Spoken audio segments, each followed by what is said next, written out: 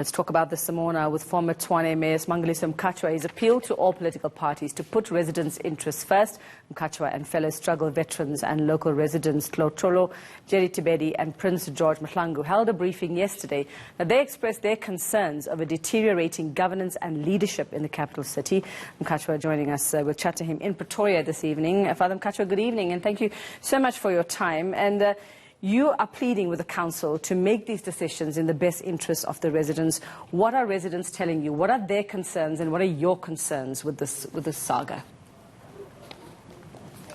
Well, first of all, according to Chapter 7 of the Constitution of the Republic, the aims and objects, the responsibilities of local government entities is very clearly spelled out to provide reliable quality services, to help improve the economy, to consult on a regular basis with the communities in order to strike a dialogue.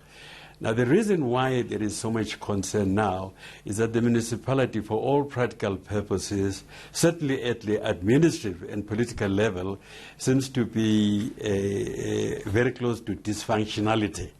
And if that is the case, it then makes it very difficult for that municipality to provide regular services, water, electricity, to try and prevent crime, to try and strive for employment for the majority of the people, provide security, reliable street lights, and so on and so on.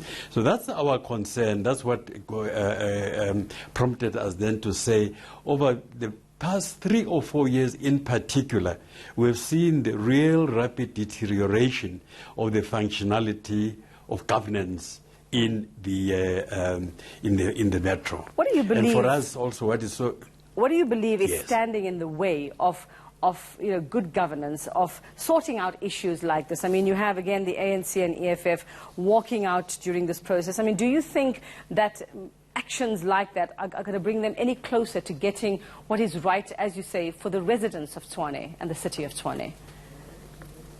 Yeah, the problem, among others, is that, one, the political players, they don't seem to be able to find one another. Secondly, the coalition experiment, it certainly doesn't seem to have worked. I mean, it's practically collapsed and so on. And that does not augur well then for the provision of services and to give people hope and direction about where the municipality is going.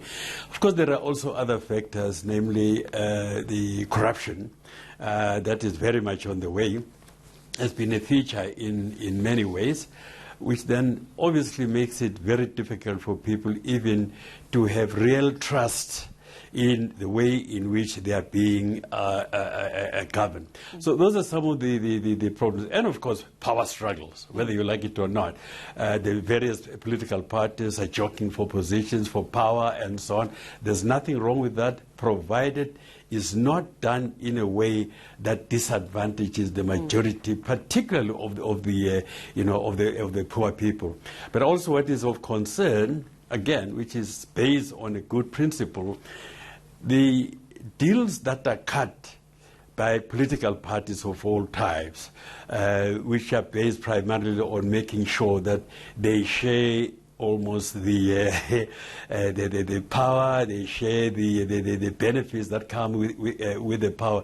And sometimes that drives people to leadership to forget that they're actually public servants of the people. And it doesn't seem like they have the best interests. I mean, it actually seems like there are very selfish reasons, and it is a power struggle, like you say. Let's talk solutions, Father. What do you think? Because they don't look like they're anywhere close to solving this or getting some kind of stability there. What do you think needs to happen? Who needs to intervene if there needs to be some kind of intervention? Well, there can be 2 or 3 types of interventions. There can be one that is purely formal, which is legal. The MEC, COCTA, intervening and so on, which is not the ideal, because they always only resort to Section 139 when the municipality has proved to be unable to run its business on its own. So that's one form of intervention. The MEC for Gauteng Gauteng local government has already served notice to say that if by the end of February there's no solution in sight, he will directly intervene. As I say, that's not really always an ideal situation.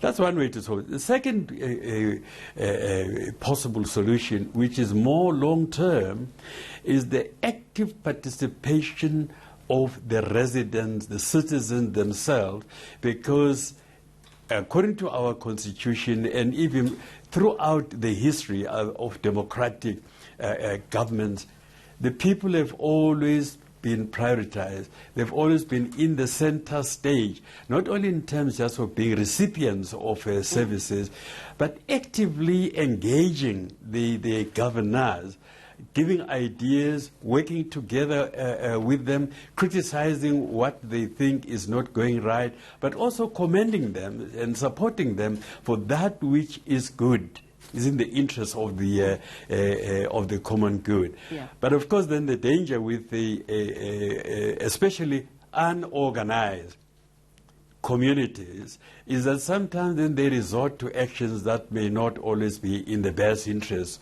also of peace and solidarity.